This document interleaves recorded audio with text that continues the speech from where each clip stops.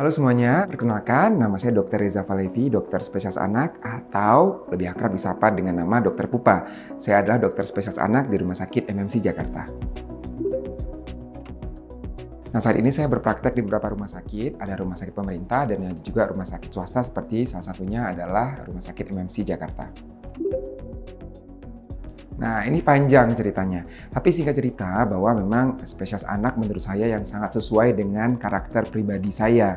Saya senang berinteraksi dengan anak-anak, saya suka bidang ilmunya yang luas, juga tentunya saya suka berinteraksi tidak hanya dengan anaknya, tapi juga dengan anggota keluarganya. Sehingga hal ini menyebabkan saya tertarik di bidang ilmu kesehatan anak dan akhirnya mendalami menjadi sebagai seorang dokter spesialis anak. Saya lulus spesialis anak tahun 2020, jadi sekarang kurang lebih sekitar 4 tahun. Secara umum pengalaman yang menurut saya paling spesial itu adalah pengalaman bagaimana saya berinteraksi dengan pasien dan keluarga pasien saat anak tersebut sembuh misalnya setelah diobati gitu. Itu saya merasakan kepuasan pribadi ketika anak yang tadinya lemes kemudian akhirnya ceria, akhirnya mau bermain dengan saya. Nah, pengalaman ketika orang tuanya mengucapkan terima kasih, puas dengan pelayanan yang saya berikan. Nah, di situ menurut saya sungguh pengalaman yang spesial gitu. Yuk kita masuk.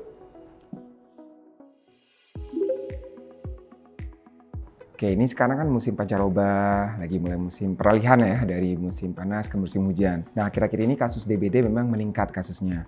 Dalam bulan ini aja berarti saya udah rawat 3 pasien DBD di rumah sakit MMC ya, belum lagi di rumah sakit lainnya. Tentunya pasti dokter-dokter anak juga pasti merasakan hal sama gitu di berbagai daerah Indonesia bahwa akhir-akhir ini memang kasus DBD meningkat seiring dengan memang musimnya. DBD ini dia penyakitnya range-nya luas ya. Jadi bisa berat bahkan bisa sampai kematian. Komplikasi ke berbagai organ juga bisa terjadi. Misalnya apa? Misalnya perdarahan ya. Jadi pada kondisi demam berdarah ini kadar trombosit itu bisa turun terutama pada fase-fase kritis. Fase kritis itu biasanya pada hari ke-5 sampai hari ke-7 itu fase kritis. Nah, itu bisa trombositopenia, perdarahannya mulai mimisan, perdarahan gusi, kemudian bisa BAB berdarah, ya, kencingnya berdarah, perdarahan di perut. Nah, itu tentunya bisa menyebabkan kondisi yang lebih berbahaya, ya. Kemudian bisa shock juga. Shock ini artinya gangguan perfusi dari darah ya ke seluruh tubuh sehingga jaringan-jaringan tubuh itu mengalami kekurangan perfusi oksigen dari darah. Nah, ini juga bisa terjadi baik karena kondisi perdarahan misalnya ataupun pada kondisi plasma leakage. Karena uniknya penyakit demam berdarah ini dia bisa menyebabkan kondisi plasma leakage. Artinya pembuluh darah itu kalau bahasa yang mudah dimengertinya ya menjadi kendor atau pori-porinya terbuka sehingga cairan yang ada di dalam pembuluh darah itu dia keluar ke jaringan di sekitarnya sehingga cairan di dalam pembuluh darah itu menjadi berkurang dan akhirnya menyebabkan dengue shock syndrome. Ini berbahaya sekali karena bisa menyebabkan kematian dan lebih sering terjadi pada anak dengue shock syndrome ini dibandingkan dengan orang dewasa. Kemudian hal-hal lain yang bisa terjadi adalah misalnya ada penurunan kesadaran. Akibat apa? Akibat namanya kondisi ensefalopati dengue ya. Jadi ternyata berbagai kondisi pada dengue ini baik karena virusnya sendiri ataupun konsekuensi gangguan metabolisme yang terjadi akibat dengue ini bisa menyebabkan seorang anak itu bisa mengalami penurunan kesadaran, bahkan kadang-kadang kejang gitu ya. Kemudian komplikasi lain misalnya gula darahnya itu menjadi rendah ya, itu juga bisa terjadi.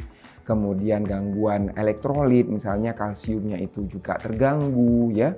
Kemudian asam basa di dalam tubuhnya itu terganggu, juga bisa komplikasi ke ginjal misalnya. Jadi karena kondisi masalah perdarahan, juga kurangnya cairan di dalam pembuluh darah, itu juga suplai oksigen ke ginjal juga akan berkurang sehingga nanti produksi urinnya nggak akan keluar gitu. Itu disebut sebagai gangguan ginjal akut gitu. Jadi itu kurang lebih beberapa komplikasi yang terjadi bahkan bisa menyebabkan kematian gitu. Dan kondisi berat ini lebih sering lah, lagi-lagi saya tekankan lebih sering terjadi pada anak dibandingkan daripada orang dewasa. Ya, benar sekali. Jadi bisa menyerang berbagai organ lain. Mungkin sebelumnya saya disampaikan bisa menyerang ke otak ya, sehingga anak itu bisa menjadi kejang.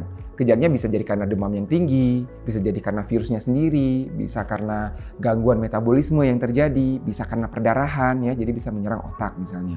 Ke ginjal bisa menyebabkan gangguan ginjal akut ya. Kemudian juga ke paru-paru bisa. Jadi sebagian anak itu yang mengalami demam berdarah itu bisa disertai dengan penumpukan menyebabkan cairan berlebih di paru-parunya. Kita sebut dengan istilah efusi pleura, dan ini ya bisa menyebabkan anaknya menjadi sesak nafas juga gitu ya. Kemudian yang lain gimana? Bisa terjadi perdarahan di berbagai organ, termasuk di dalam perutnya misalnya. Itu bisa terjadi perdarahan di dalam perut pada kondisi berat. Kalau pada kondisi ringan, nah itu memang kadang-kadang anak demam berdarah itu sering ya mengalami seperti mual, muntah, itu cukup sering terjadi selain demam gitu. Jadi pada prinsipnya dia bisa menyerang berbagai organ dan sistem organ lainnya juga gitu. Jadi tidak hanya di darah, tapi komplikasinya itu bisa kemana-mana gitu. Itulah kenapa penting ya kita lakukan deteksi dini ya. Karena di bagian demam berdarah tadi yang dia range-nya besar, ada namanya expanded dengue syndrome. Nah, di expanded dengue syndrome inilah yang biasanya dia melibatkan organ-organ lain gitu, sehingga menimbulkan berbagai komplikasi yang seharusnya tidak terjadi gitu pada anak-anak yang mengalami demam berdarah ini. Pada kondisi yang berat gitu ya, akibat terjadi badai sitokin yang luar biasa, kemudian itu menyebabkan gangguan metabolisme, gangguan proses untuk pembekuan darah juga ya, bisa terjadi namanya expanded dengue syndrome ya. Salah satu gejalanya misalnya tadi kalau sampai ada encephalopathy atau anak itu menjadi kejang, kemudian ada perdarahan berat, penurunan kesadaran gitu ya. Kemudian kadang-kadang pasiennya juga bisa mengalami kegagalan multi organ ya, itu yang dimaksud dengan expanded dengue syndrome.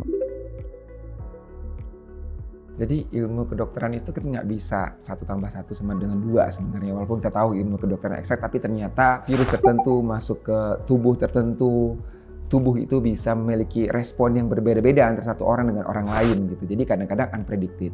Tapi secara umum ya, kalau deteksi lebih cepat, artinya demam 3 hari dengan gejala-gejala DBD kita langsung bawa ke dokter gitu ya. Kalau anak ke dokter anak, kalau dewasa bisa ke dokter umum atau dokter penyakit dalam gitu ya. Semakin cepat deteksi, maka kemungkinan untuk pencegahan komplikasi semakin tinggi gitu ya. Apalagi kalau misalnya sampai sudah dipantau oleh dokter, dirawat di rumah sakit, itu kan pasti akan dipantau secara rutin gitu, pemeriksaan darahnya, pemantauan tanda vital, pemantauan balans cairannya, itu akan lebih baik sehingga bisa mencegah terjadinya komplikasi-komplikasi tersebut. Tapi walaupun demikian ya, kadang-kadang walaupun sudah dirawat gitu, tapi ternyata terjadi reaksi yang berlebihan di dalam tubuh seseorang, baik anak ataupun dewasa, yang mungkin unpredicted sehingga bisa muncul gejala-gejala tersebut gitu ya, dengan berbagai faktor, mungkin daya tahan tubuhnya ya, atau mungkin jenis serotipenya dan lain-lain gitu, atau mungkin dia punya penyakit-penyakit lain juga yang komorbid gitu. Nah itu kadang-kadang unpredicted gitu. Tapi secara umum ya itu ya, tetap harus kita waspada gejalanya, kita lakukan deteksi dini, kita konsultasikan ke dokter. Kalau memang diminta ini perlu untuk perawatan, maka kita ikuti gitu ya, sehingga kita nggak sampai delay mendapatkan treatment yang sesuai. Oke, untuk pencegahan DBD ini sebenarnya udah sering banget digaung-gaungkan oleh pemerintah. 3M, sekarang 3M plus gitu ya. Jadi 3M itu adalah yang pertama, kita menguras ya, menguras bak mandi, tempat-tempat penampungan air gitu. Itu yang sering terlihat. Yang kedua, menutup. Menutup ini apa? Menutup tempat penampungan air. Kenapa? Karena kalau misalnya kita balik lagi ke penyakit demam berdarah ini, dia kan asal muasalnya dari virus dengue. Virus dengue ini ditularkan ke manusia dari nyamuk Aedes aegypti ya. Jadi kita harus memberantas nyamuk Aedes aegypti ya, atau menghambat siklus metamorfosis dari nyamuk tersebut.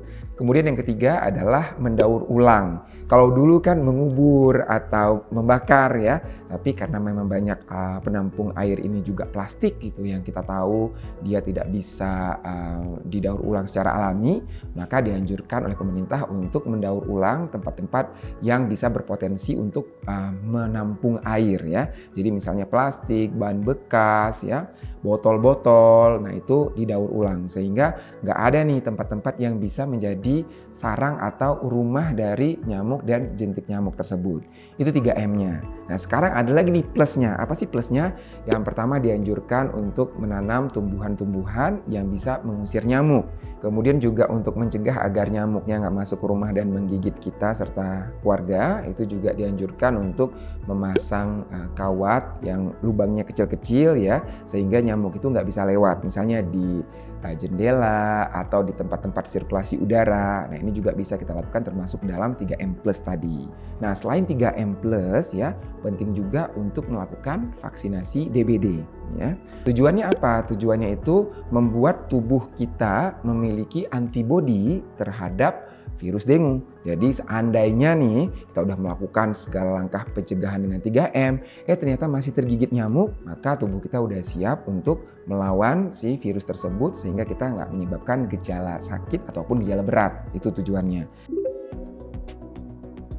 Syaratnya nggak terlalu banyak ya, karena vaksin ini relatif aman, ya bisa diberikan mulai usianya 6 tahun sampai 45 tahun. Jadi karena itu yang udah diteliti usia segitu ya, jadi diberikan sesuai dengan rentang usianya. Itu syarat yang pertama. Nah, kemudian syarat yang kedua tentunya kita perlu konsultasikan dulu ke dokter sebelum melakukan vaksinasi, karena tentunya vaksinasi itu pada kondisi yang sehat gitu, bukan pada kondisi yang sakit. Pesan saya buat penonton semuanya, kesehatan itu merupakan harta yang tidak bisa kita nilai harganya berapa gitu ya. Kita mungkin akan merasa sangat menyesal gitu apabila misalnya anak kita bisa sampai sakit karena apalagi komplikasi bahkan kematian. Untuk itu kita perlu melakukan tindakan pencegahan dengan 3M+, juga jangan lupa untuk memberikan vaksinasi kepada si buah hati yaitu vaksinasi DBD. Tujuannya adalah jangan sampai anak kita bisa terinfeksi virus dengue yang menyebabkan demam berdarah ataupun jika terinfeksi jangan sampai menimbulkan gejala berat. Terima kasih, salam sehat semuanya.